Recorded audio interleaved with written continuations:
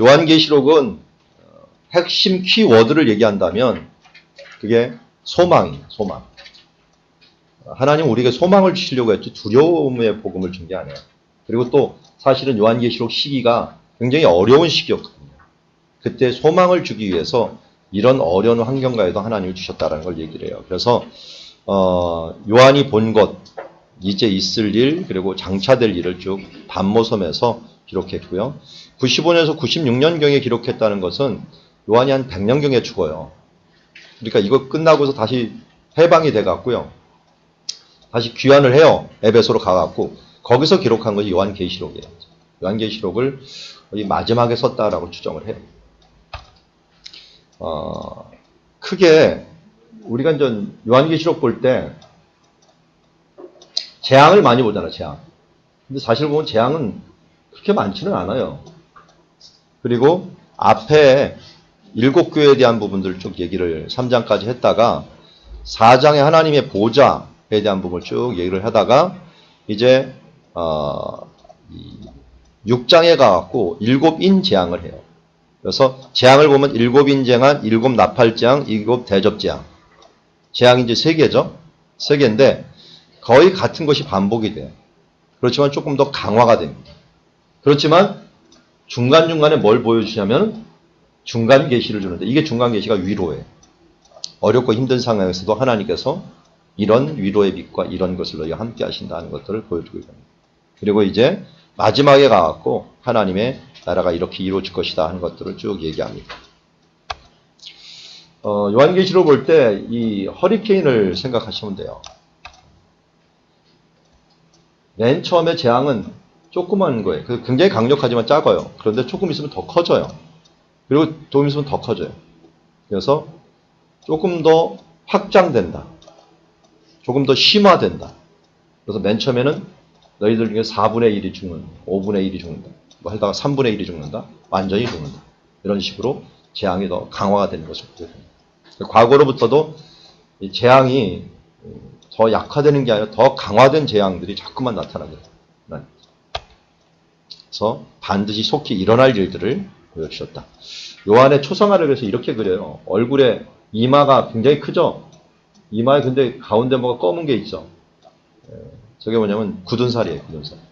하도 머리를 쳐박고 기도했다 그래갖고 머리가 무거웠는지 아니면 기도할 때 머리를 숙여서 기도했는지 요한은 이렇게 머리를 바위에 대고서 기도했다고 생각해요. 그래서 계시를 될 일들을 보여주셨고요. 반모섬 모양이 이렇게 생겼어요.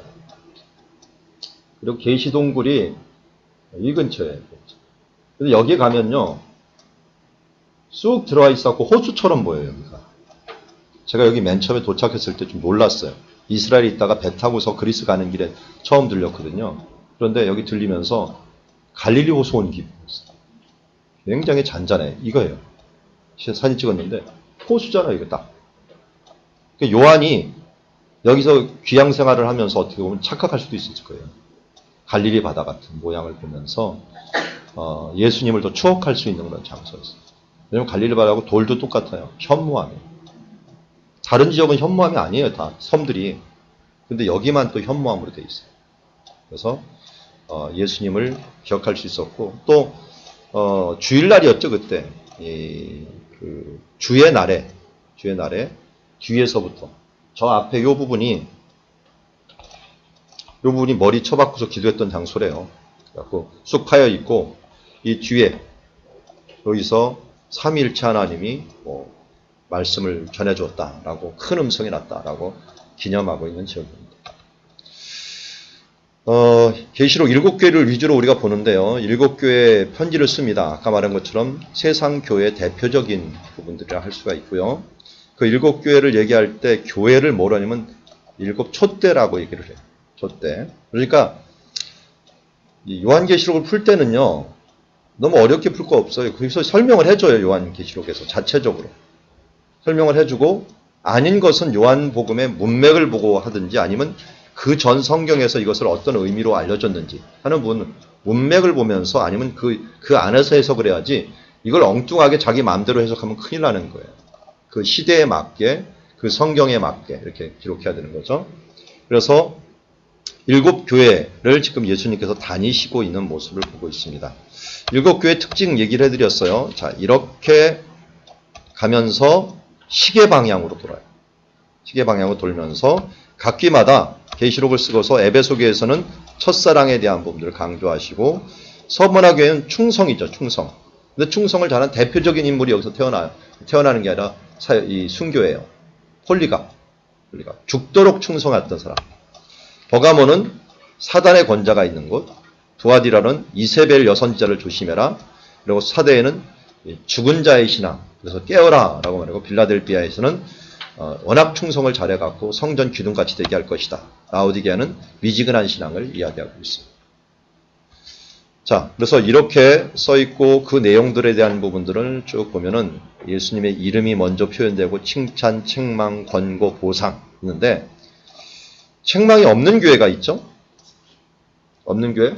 보니까 어느 교회요? 서마나 교회, 빌라델비아. 칭찬이 없는 교회도 있어요. 근데 어느 교회요? 라오디게아 교회. 좀 심각하죠? 어디가 제일 부자였을까요? 지금 유적을 보면 라오디게아가 제일 부자였어요. 우리나라가 조금 부자가 되면서 위험해집니다. 지금 부유한 곳에 책망이 많고 아예 칭찬이 없어지는 모습들. 자, 에베소인데요. 에베소 우리가 이미 보았지만 칭찬이 있어요. 굉장히 좋은 칭찬이에요. 사도 바울의 믿음을 가지고요. 열심히 행했어요. 수고했고요. 인내했어요. 이단들을 이겼어요. 이 정도면 굉장히 건강한 교회죠. 신천지 못 들어왔어요. 이제. 그런데 뭐가 문제는 처음 사랑을 해요. 하나님이 주시는 첫 사랑의 감동을 잃어버렸어요. 예수님이 바리새인과 사두개인의 누룩 조심하라 그랬죠. 바리새인처럼 돼버립니다. 사두개인 물론 기도에 대한 예배에 대한 부분이 있지만 이 첫사랑에 말씀하다 보니까 첫사랑에 하나님이 주신 은혜 이 부분들에 대한 것들을 잊어버리고 행위로 뭘 얻으려고 하는 그런 쪽에 치우치는 것을 보면서 회개하라. 그렇지 않으면 내가 촛대를 옮길 것이다. 내 교회를 옮길 것이다. 라고 해요. 에베소가 이렇게 인공위성 보면 지금 두 개가 있는데 그 중에 하나 지금 여기 하나 기록되어 있는데요. 이렇게 돼 있어요. 아야솔룩이라고 하는 요한교회가 있고 이쪽에 있는데 이 교회 중에서 이 사도 바울이 있었던 건 이쪽이고 요한이 있었던 건 이쪽이에요. 바다가 이렇게 원래 있었어요. 그런데 이 바다가 늪지대가 되면서 쫙 없어져 버려요. 지금 가면 이제 없어요. 바다가. 육지가 이렇게 와버리고. 자, 사복음서 썼던 에베소 교회고요. 그리고 요한의 무덤이 있었어요. 처음 행위를 잊지 말라고 했고요. 두란노 서원 얘기를 했죠. 참고 견디고 게으르지 아니한 거. 이거 두란노 서원에서 다 배웠던 거. 네. 뭐라 그랬어요? 근데 가서 내가 처음 행위를 가지라. 그리하지 않으면 회개치 않으면 내가 가서 내 촛대를 그 자리에 옮기리라 했는데요. 앞에 보이는 곳이 어딘 것 같아요? 3D로 만든 지금 로마 시내를 보고 있어요. 로마 시내 중에서 저 동그란 게 뭘까요? 잘 아는 건데 여러분들. 콜로세움. 콜로세움에서 이쪽으로 바로 오는 길, 티토 개선문으로 오는 이 길이 바로 포로 로마노. 그러니까 로마의 아고라로 가는 길이에요. 가는 길에서 오른쪽에 이 개선문이 하나가 있는데요. 이 개선문은 뭐냐면 콘스탄틴 대제의 개선문이에요. 콘스탄틴. 굉장히 크죠? 근데 오는 길에 첫 번째로 만나는 개선문 하나가 있는데 티토 개선문. 티토 개선문은 누굴까? 티토는 누구예요? 예루살렘 멸망시킨 사람. 예루살렘 멸망시킨 사람. 요 개선문에 가면은 안에 로마 가면 꼭 보세요. 여기에 있어요. 촛대 빼앗아 가는 거. 지금 2000년 전 것인데요. 밖에 있는데도 이게 고스란히 남아있어요. 그럼 2000년 전 건물이 남아있고 그 부조물이 그대로 남아있는데 그게 또 성경과 관계 있는 거예요.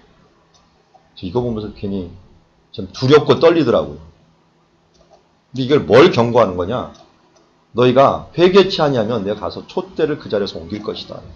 예루살렘의 촛대가 로마로 옮겨지고 있는 거예요. 로마로 옮겨지고 있는 것이 지금까지도 남아있어요. 자, 근데 에베소에 이 이방 이런 그 이단 세력이 있는데 니골라당이라든지 이방 세력은 잘 막아냈어요. 이것도 미워하는 나도 너희들을 미워한다 하면서 그들을 칭찬해 주었어요. 자, 서모나 교회에서는 서모나도 항구예요. 지금 터키에서 제일 큰 도시가 어디죠? 제일 큰 도시 이스탄불이에요. 두 번째 큰 도시는 어딜까요? 수도 앙카라예요. 세 번째 큰 도시는 어딜까요? 서모나예요. 서모나라고 부르지 않고 이즈밀이라고 요새 불러요.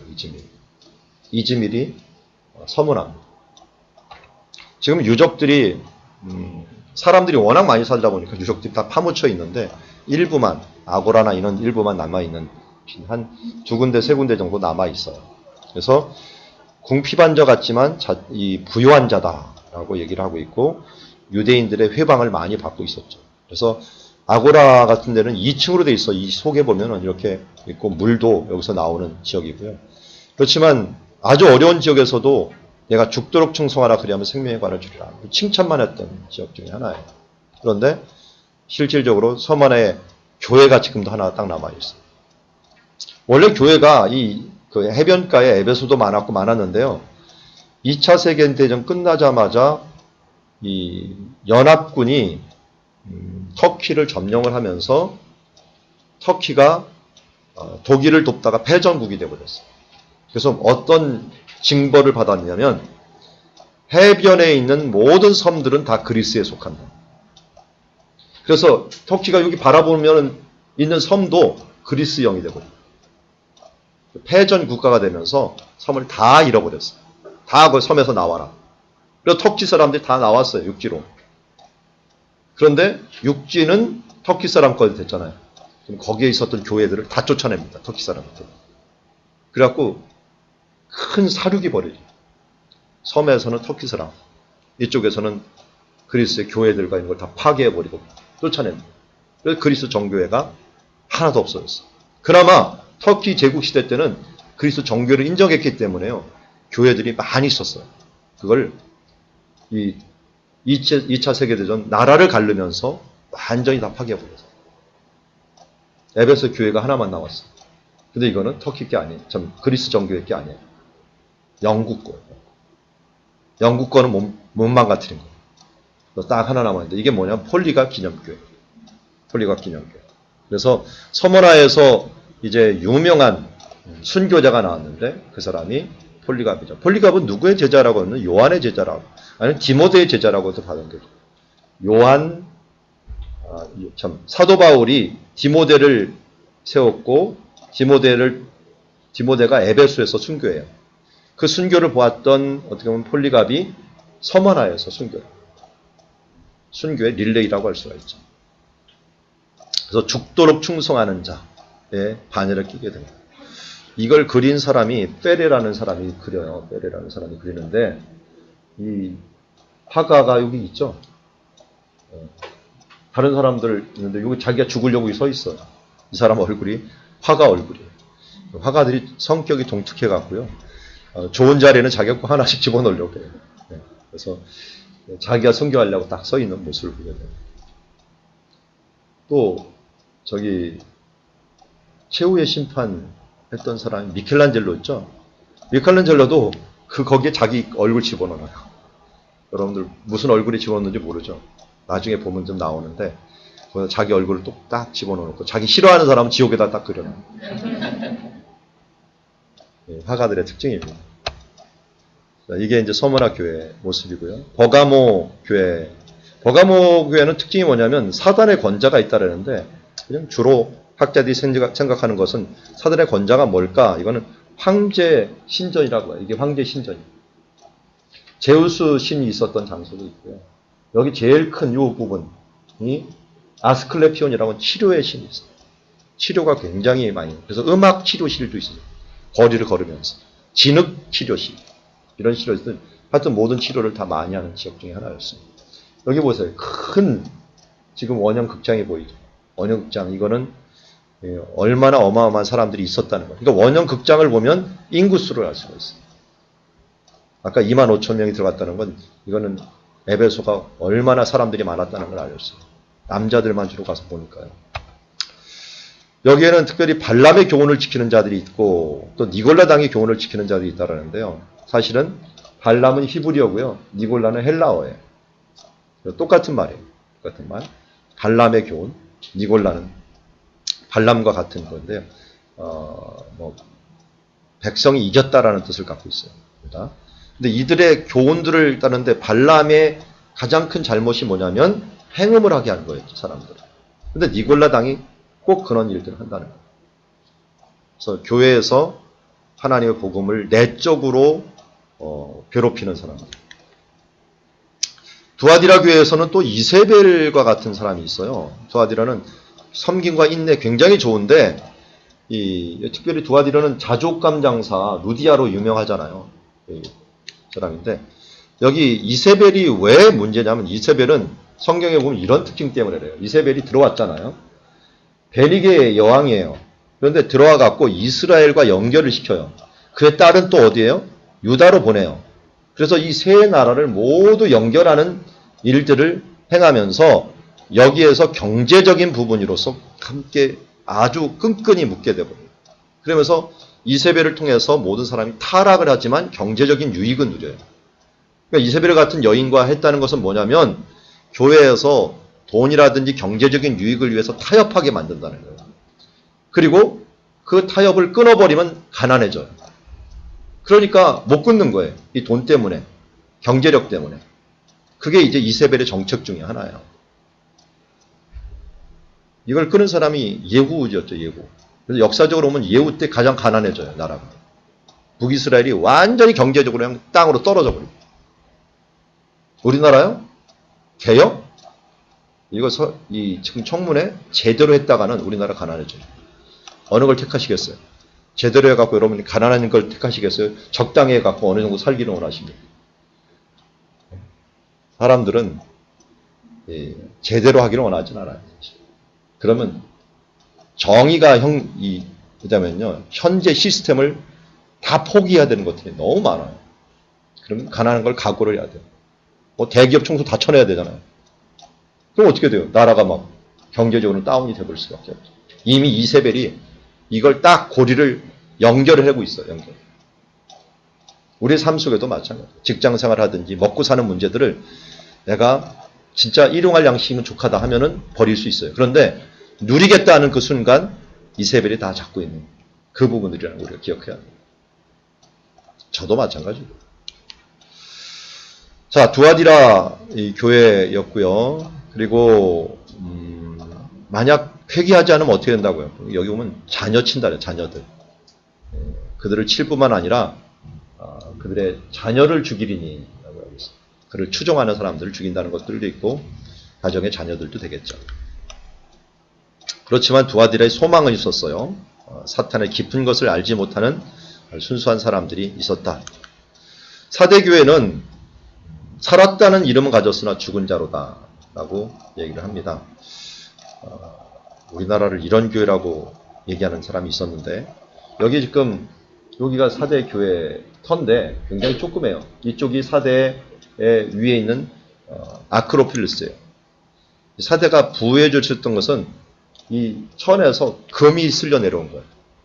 사금. 그래서 영어에서는 부자를 의미할 때, 큰 부자를 할 때 크로에스수라고 하는 말이 있어요. 크로에스수처럼 부자다라고 하는데 그 사람이 사대 왕이에요. 여기서 금을 발견하면서 어마어마한 부자가 돼갖고 이 리디아 왕국이 바로 루디아 왕국, 리디아 왕국이라는 것이 사대가 이 수도가 돼갖고 크로에스수가 만들어 놓은 큰 왕국이에요. 이 왕국이 누구하고 싸웠느냐? 고레스하고 싸운 거예요. 고레스. 그때 이 금 가지고 있는 경제력 갖고 싸운 거예요. 그게 이제 여기 나와요. 바사에 있는 고레스와 리디아 왕국이 전쟁을 했고요. 그때 고레스한테 져버려요. 여기까지 쫓겨와요. 쫓아왔다가 여기까지 둘러싸게 돼요. 그런데 보십시오. 여기 난공불락의 성처럼 보이죠? 이걸 못 이겨요. 그러니까 이 고레스가 분명히 이 성에 비밀 통로가 있을 거다. 그걸 알아내라 했는데 한 사람이 여기서 병사 꾸벅꾸벅 졸다가 투구를 떨어뜨려 버렸네. 투구를 떨어뜨렸는데 이걸 일어나갖고 투구 잊어버리면 큰일 나잖아요. 또 책망받으니까 어떡합니까? 여기 숨어있던 다리오의 군사가 이걸 떨어뜨렸는데 이 사람이 갖고 여기 밑에 보면 비밀 통로가 있어. 이로 나와갖고 이걸 가지고 들어가는 거야. 그걸 보고서 알려줘갖고 이쪽으로 들어간 거예요. 들어갔더니 웬걸 사람들이 자는 거야 아니라 술 취해갖고 다 잠들고 있어요. 술 취해갖고. 그러니까 몇 년 동안 먹을 것이 있으니까요. 다 잠자고 있다가 그냥 잠자는 새에 다 점령을 당해요. 그러니까 이 성의 치욕적인 말 중에 하나가 깨어라는 말이에요. 잠자다가 점령당해갖고 술 먹다가. 그래서 회개하라. 만일 일깨지 하냐면 내가 도둑같이 이르니 이거는 그 사람들의 뼈아픈 역사를 기억하게 합니다. 내가 알지 못하리라 하면서 얘기합니다. 그래서 사대는 교회도 굉장히 조그매요. 요만해요. 여기는 다 이 아폴로 신전 터고 그 옆에 조그맣게 교회에서도 이쪽에 교회를 세우기 싫었던 모양이에요. 비잔틴 시대 때도 조그맣게 세워놨는데 그렇지만 여기서도 흰옷을 입고 사는 사람들이 있었다. 어려운 환경에서도 항상 샛별처럼 빛나는 그리스도인들이 숨어져 있었던 것을 보게 됩니다. 빌라델피아 교회는 어려운 환경 중에서도 굉장히 믿음을 잘 지켰어요. 그래서 이 지역이 이제 큰 교통 통로였는데요. 내가 열린 문을 둘 것이다 라고 했고요. 여기 지금 3개의 기둥이 있는데 너희가 성전 기둥이 될 것이다. 지진이 많은 지역이라서요. 이 굉장히 잘 무너지는 지역이에요. 무너지는 지역인데 기둥을 이렇게 크게 만들어 놓은 거죠.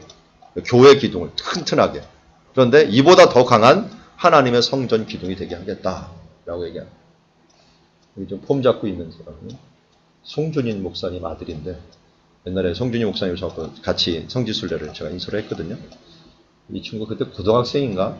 조금 약간 사춘기기가 있었는데 반항기기가 있고 그랬는데 어느새 결혼 잘해갖고 지금 미국인가 어디 가고 신학하고 있다 그러더라고요. 네. 이 기둥 앞에서 사진을 잘 찍어갖고 잘 된 것 같아요. 이 기둥 같은 믿음, 성전 기둥은 흔들리지 않다, 영원하다라고 하는 그런 개념이 있거든요. 그래서 그들에게 불안했던 것을 하나님께서 너는 불안하지 않은 평안한 완전한 곳으로 하나님이 이끌어 주실 것이다 라고 하는 그런 약속을 해주십니다. 칭찬만 준 교회죠. 빌라델피아 교회도. 빌라델피아 교회에서 쭉 골짜기를 들어다 오면 이제 어디 가냐면 라오디게아가 나옵니다. 라오디게아는 세 지역과 연결되어 있어요. 골로새, 히에라볼리라고 하는 곳과 연결되어 있는데요.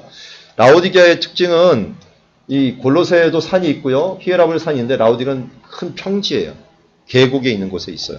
그러다 보니까 물이 산에서 흘러 내려오는데 여기는 안 오죠. 그러니까 여기 나오는 물과 여기 나오는 물을 여러 수로를 연결해 갖고 자기랑 연결을 해요. 근데 이쪽은 이렇게 눈이 있는 물이에요. 차가운 물이 오고요. 이쪽은 온수가 터져요. 온천. 그리고 뜨거운 물이 오는 거예요. 여기 오면 어떻게 될까요? 섞여갖고 미지근한 물이 돼버리는 거예요. 그래서 그 미지근한 물 하면 이 사람들 미지근하면 이 사람 다 아는 거예요. 자기네 미지근함에 대한 의미가. 이게 차든지 덥든지 해야 되는데 미지근하니까 먹으면 이게 석회물이거든요. 또 역겨워갖고 토해버리는 그런 일들이 발생하게 되는 거죠. 그래서 찬물, 더운 물. 어떻게 보면 이런 거예요. 차다라고 하는 것은 말씀에 있어서 우리가 이성적인 좀 예리한 면들을 발휘를 해야 돼요. 그래서 말씀을 흥분하지 않고 말씀이 무슨 뜻인가를 잘 알아야 돼요. 그렇지만 기도할 때는 뜨거워야 돼요. 하나님과 관계에서는 감성적이고 하나님 뜨거운 면들이 있어서 이게 함께 중용을 해야 되는데 이것도 아니고 저것도 아닌 이런 모습들을 보여준다는 거죠. 이게 수로예요. 물을 따라 이 온천수가 지금 가는 중에 있어요. 물이 온 이런 통로가 있고요. 제가 그래서 한 새벽에 아침에 일어나서 찍은 건데 히에라볼리에서 찍은 거예요. 여기 라오디게가 있고 여기 골로새가 저 옆에 있어요. 그래서 여기선 눈이 있죠. 찬물. 이쪽은 더운 물. 이렇게 해갖고 라오디게에서는 미지근한 물이 합쳐지는 것을 보게 됩니다. 지금 히에라볼리는 로마 시대 때 최고의 온천이었어요. 지금도 최고의 온천이에요. 사진 작가가 멋있게 찍어갖고 좀 멋있는데 가면 그렇게 멋있지는 않지만 어쨌든 온천 중에 그 최고 유명한 온천이었습니다. 라오디게는 또 안약이 좋았어요.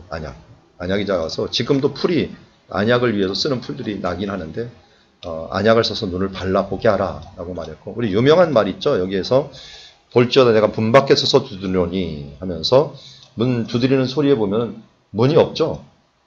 문고리가 없어요. 밖에서 문 열어요. 일단 마음문을 열어야 돼 자기가. 그럼 내가 들어가 먹고 그는 나로 더불어 먹으리라 라고 말씀하고 있습니다. 그래서 믿는 사람을 향한 거예요. 믿지 않는 사람은 하나님께서 강권적으로 믿게 하시지만 믿는 사람의 성령 충만함은 자기가 노력을 해줘야 돼요. 예수 믿으러 와서 중심을 잡는 모습을 해줘야 됩니다.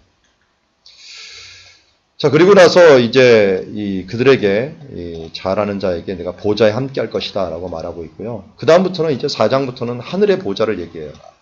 요한계시록과 짝을 이루는 구약의 성경을 얘기하려면 저는 당연히 출애굽기를 얘기할 거예요.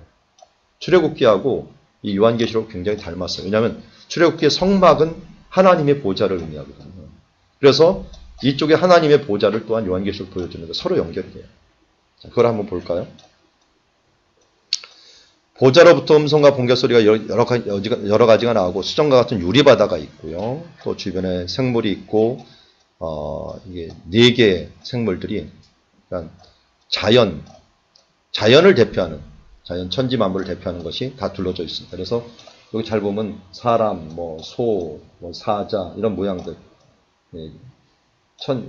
사람들, 자연을 대표하는 사람들이 대표하는 존재가 여기 있고 예수님이 보좌 우편에 있고 하나님이 있고 24장로. 왜 24장로예요? 신약, 구약 합쳐서 24장로. 그 다음에 뒤에 천군 천사가 딱 있게 됩니다. 이게 이 성막의 모양하고 굉장히 비슷합니다. 성막에 보면은 주변을 둘러 있는 모습들이라든지 이 안에 있는 모습들이 굉장히 비슷해요. 여기 있는 성막에 가는 꼰 배실로 만드는 게 천사들이에요. 그러니까 천사가 이 주변을 쫙 둘르게 만들어놔요. 그리고 그 모양을 비슷하게 만들어 놓은 것을 보게 됩니다.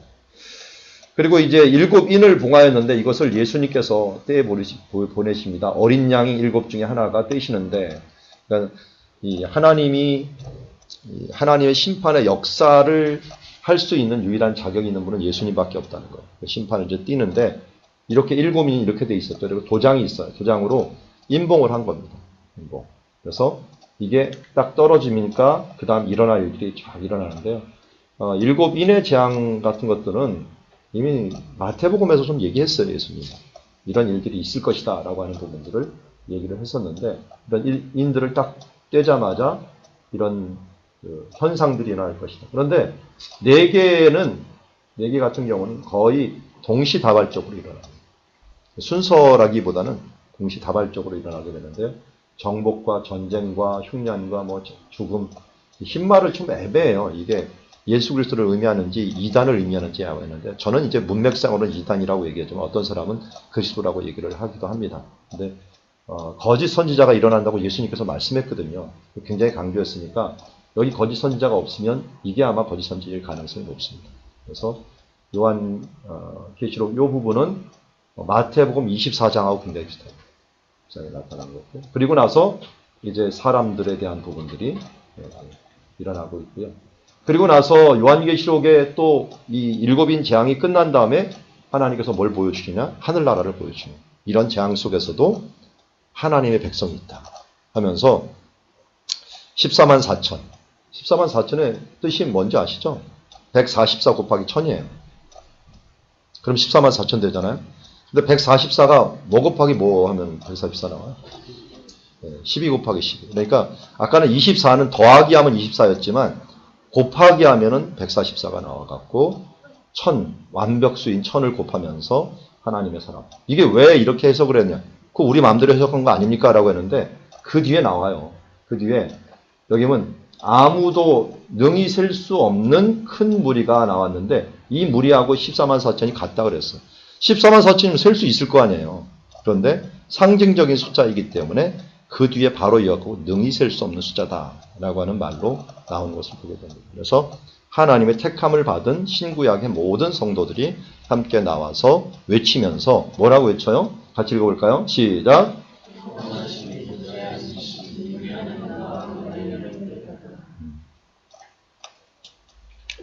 여기에 방언, 모든 방언. 그러니까 모든 나라 언어로 이 부분들을 찬양한다는 거예요. 그리고 다 알아듣는 그런 방언이 된다는 거죠. 일곱 나팔지향이 또 일어나는데요.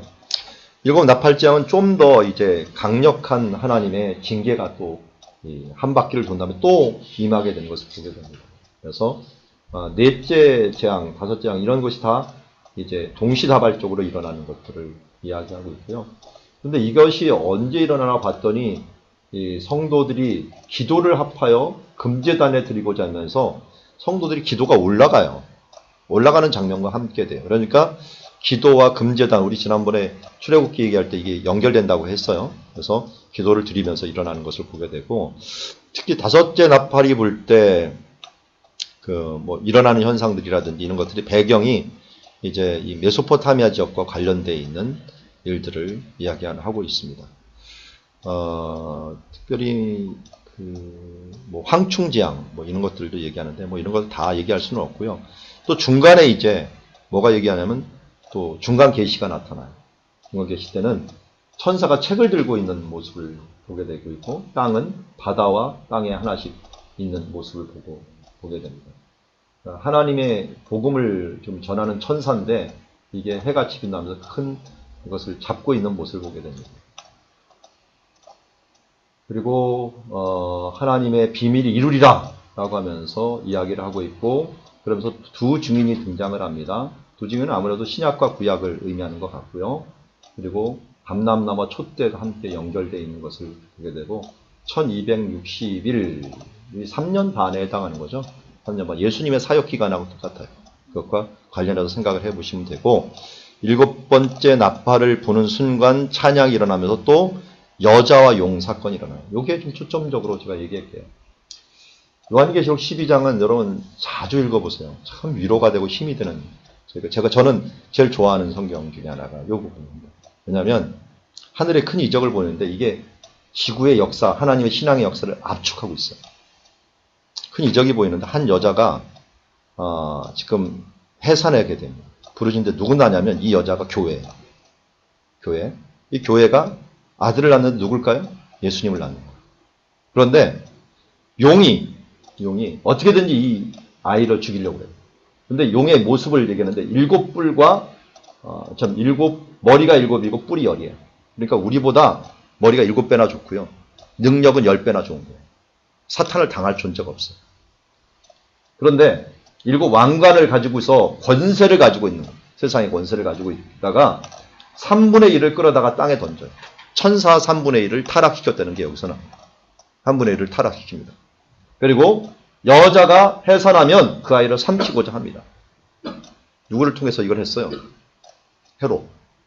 헤롯을 통해서 예수님을 삼키려고 준비를 했는데, 여자가 아들을 낳아갖고 철장으로 만국을 다스릴 남자, 예수님이죠, 이거. 그런데 그가 중간에 많이 생략했어요. 생략했지만 그가 어떻게든지 그 33년 동안의 사역을 다 끝내고서 어디 갔느냐? 하나님 앞과 그 보좌 앞에 올려갔습니다. 승천을 했습니다. 큰 역사로 보면 예수님이 이 땅에 계신 건 너무 짧은 역사죠. 그렇지만 그가 이루신 것들을 보면 하늘나라로 가서 거기서 또 올려갔는데 그 중간에 있었던 일이 보니까 여자가 광야로 도망이고 1260일 동안 그를 양육하기 위해 하나님께 예비하신 곳이 있다. 올라갔는데 그 올라가기 전에 있는 일을 또 설명을 해주는 거예요. 그가 아이를 낳은 다음에 이게 3년 반이거든요. 예수님의 공생의 3년 반 동안 교회가 보호를 해주고 제자들이 보호해주고 하나님의 나라가 지금 보호해주면서 그걸 세운 거예요. 그리고 또 하늘에 올라간 다음 7절이에요. 하늘에 올라간 다음에는 무슨 일이 벌어졌냐면 하늘에 전쟁이 일어나요. 왜 전쟁이 일어나냐면 미가엘과 그의 사자들이 용과 그의 사자들과 함께 싸웁니다. 왜 싸울까요? 예수님이 올라갔는데 드디어 사탄이 하나님한테 고소를 하는 거예요. 죄진 사람을 계속 고소해요. 그런데 예수님이 보좌 우편에 앉아갖고 뭐라고 얘기하겠어요? 그들의 죄를 내가 대신했다. 예수 믿는 사람 대신했다 그러니까 사탄이 있을 곳이 없는 거예요. 더 이상. 왜냐하면 예수 믿는 사람들은 예수님이 다 대신했기 때문에 고소가 안 통하는 거예요. 그러니까 미가엘과 전쟁하면서 싸워갖고 땅에 떨어지게 되고, 그래서 예수님이 이 땅에 계실 때 사탄이 하늘에서 떨어지는 것을 보도다라고 말씀을 하셔요. 그러니까 예수님이 우리를 위한 십자가의 사건이 하늘의 사역을 변화시켜 버립니다. 사탄이 떨어집니다. 사탄이 떨어지니까 어떻게 됩니까? 그 용이 거기서 천하를 꿰는 자라고 하죠. 옛뱀이라고 하고 마귀라고도 하고 사탄이라고 하고 온천을 꿰는 자, 그가 사자들과 함께 내쫓깁니다. 그리고 이 사람들은 큰 음성으로 외칩니다. 우리 하나님의 구원과 능력과 나라와 그리스도의 권세가 나타니 우리 형제들을 참소하던 자. 욥기 1장 2장에서 말하는 우리들을 계속 참소하던 그 자가 어떻게 되냐? 참소하더니까 쫓겨났다라고. 예수님 때문에 이제 쫓겨난 거예요. 그리고 우리 형제들이 어린 양의 피와 자기들이 증언하는 말씀으로써 이겼으니 이는 죽기까지 다시 생명을 아끼지 않았습니다 하면서, 그렇지만 무슨 일이 일어나요? 하늘 가운데 구하는 자를 즐거워하라. 땅과 바다에 있는 자진저 이는 마귀가 자기가 때가 얼마 남지 않은 것을 크게 분노해서 내려갔습니다. 그래서 거기 서갖고 용이 이 내쫓긴 것을 보고 남자라는 여자를 박해요. 여자가 누구라고요? 교회. 교회를 박해하기 시작하는 거예요. 그래서 그렇지만 어떻게 돼요? 그 여자가 큰 독수리와 두뇌를 받아 자기 있는 곳으로 내려가서 그 뱀을 밤낮으로 피하여 한때와 두때 반때를 양육받음에, 그리고 여자의 뒤에서 뱀이 그 입을 물을 한같이 하면서 여자를 물을 떠내려고 했지만 또 땅이 그거를 쫙 입을 벌려갖고 그 물을 삼키면서 교회를 계속적으로 보호하고 계시는 것을 보게 됩니다. 그렇지만 이 전쟁은 계속된다는 거예요. 용이 여자를 분노하여 돌아가서 그 여자의 남은 자손, 이 여자는 교회의 남은 자손인데요. 그래서 예수님이 여자의 후손이라는 말을 하기도 해요. 그래서 이 정상적인 결혼이 아니라 여자의 후손이 앞으로 그 사탄의 그 머리를 밟을 것이라고 그랬잖아요. 그게 원시복음이라고 하죠. 창세기 3장 15절에 보면 원시복음이 있는데 그게 이제 일어나는 거예요. 그러면서 하나님의 계명을 지켜 예수를 증거한 자와 더불어 싸우려고 바다 위에 모래에 섰더라 라고 하면서 전쟁을 하는 모습. 이걸 소설로 만든 사람이 제가 지금 계속 배경으로 깔고 있는 반지의 제왕. 이 사람이 크리스찬이에요. 굉장히 신실한 크리스찬이고, 이 사람이 전도한 사람이 C.S. 루이스. C.S. 루이스. 그 사람이 또 무슨 책을 썼죠? 우리 영화로 만드는 나니아 연대기. 이런 걸 또 썼어요. 그러니까 둘이 참 신실한 요 시대, 세계대전 일어날 때 신실한 크리스찬 두 명이 아주 큰 문화를 만드는 작업을 했습니다. 이게 지금 배경을 쓰고 있는데 이런 이미지를 가지고 소설을 막 쓴 거예요. 자, 12장 그런 스토리라는 거, 그거 12장만 생각하면 우리가 이미 이긴 전쟁이거든요. 하나님의 큰 그림을 그리고 있어. 하나님 큰 그림을 그리고 우리가 이겨서, 그렇지만 지금 힘들어요. 그렇지만 하나님의 나. 그래서 우리 하나님이 기도하라는 거예요. 예수님이 뜻이 하늘에서 이룬 것 같이 땅에서 이루어지게 하옵소서. 기도하라는 거예요. 이미 이긴 전쟁을 우리가 싸우고 있습니다. 요한계시록 13장에 오면은 이제 사탄이 일하는 것들을 보여줘요. 삼두체제를 보여줍니다. 바다의 짐승이 나오고 또 다른 사람이 땅에서 올라오는데, 이 짐승들 한 명은 한 바다의 짐승이라고, 땅에 오는 짐승은 나중에는 뭐라면 거짓 선지자라고 얘기를 해요. 선지자. 그리고 이 표를 가진 자 666인데요. 사실은 이제 그 666에 대한 부분들을 이제 해석하는 방법이 있죠. 그런데 어쨌든 로마 시대 때의 그 황제의 숭배 사상을 가지고 있는, 이거 안 가지면은 잡혔으니까요. 이런 의미들을 가지고 있는 사람들을 얘기하고 있습니다. 자, 그리고 새 천사의 외침이 있으면서 사건이 세상을 심판할 것이라는 것도 알고 있고, 14장에서는 또 한 번 큰 그림을 보여주고 있어요. 어린 양과 그 아버지 이르고 14만 4천 명이 함께 모여서 함께 구원을 받는 모습을, 중간중간에 이거와 같아요. 저는 이 장면을 꼭 어릴 때 생각하면 먹구름이 쫙 껴있는데 어느 순간에 갑자기 하늘이 딱 열리면서 햇빛이 쫙 비칠 때가 있죠. 요한계시록이 그렇게 쓰여요. 먹구름이 쫙 껴갖고 이제 아무 소망이 없다는데 한번 하늘이 열리면서 빛이 쫙 비치면서 이렇게 구원하는 백성들이 있다는 것을 보여주는 거예요. 이것도 지금 14장도 그런 모습이죠. 그러면서 하나님의 추수와 심판이 여러 가지 비유로서 포도즙을 짜는, 밟는 것처럼 또 추수를 하는 것처럼 보여지기도 하고요.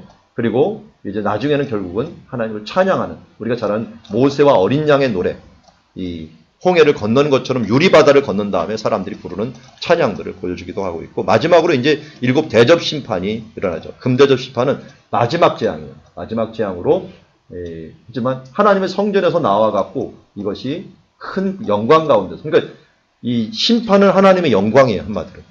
하나님이 그 뜻을 이루는 것이니까. 그러니까 심판이 있다는 것은 뭐가 있다는 거 반드시 선택이 있다는 거예요. 구원이 있다는 거예요. 심판과 구원은 동시에 일어나기 때문에. 그래서 땅의 소돔의 땅이 이제는 모두 다 죽는 일들이 벌어집니다. 그리고 다섯 번째 대접 같은 데 이제 가면서 이제는 짐승들이 잡히죠. 잡혀갖고 이제 죽게 되는데, 특별히 여섯 번째 대접에서 그 아마겟돈 전쟁 얘기하고 있어요. 아마겟돈 전쟁 얘기하면서 더러운 영들이 이 용의 입과 짐승의 입에서 나오는데 세 개의 영이 나오죠. 세 개의 영이 개구리 같은 더러운 영들이 나온다 그래갖고 그날의 전쟁을 위해서 그들을 모으면서 용, 바다 짐승, 땅 짐승이 합심해갖고 마지막 최후에 발악을 하는 모습을 보게 됩니다. 아마겟돈. 근데 아마겟돈은 여기지만 영적인 의미로 생각을 해야겠죠. 여기서 일어났다는 것보다는. 아마겟돈의 특징은 3개 대륙을 연결해요. 유럽, 아시아, 아프리카. 그러니까 이 무기또가 아마겟돈이 그만큼 중요하니까 아주 최고의 교통의 요지에서, 아닌 중심지에서 싸움이 일어난다는 거죠. 자, 이렇게 연결이 됩니다. 그러면서 이때 이제 뭐 복음이 전파되고 마지막 끝나면서 하나님께서 이때 이제 외칩니다. 바벨론의 세상의 멸망에 대한 것들을 이야기하고 있고요.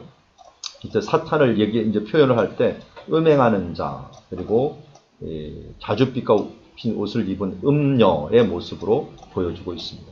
그리고 음녀의 모습, 일곱 머리 짐승도 사탄하고 똑같아요. 사탄의 모양하고 똑같아갖고 일곱 머리, 일곱 산, 일곱 왕, 열불, 열왕 이렇게 표시되는 것으로 짐승이 와서 권세를 잡습니다. 한마디로 세상의 권세는 대부분 사탄이 쥐고 있다는 거예요. 사탄이 용을 통해 갖고 용이 그 짐승을 통해 갖고 지배하고 있는 중에 마지막 재앙을 하고 있는데, 그러나 하나님이 어떻게 하신다고? 이들을 무너뜨립니다.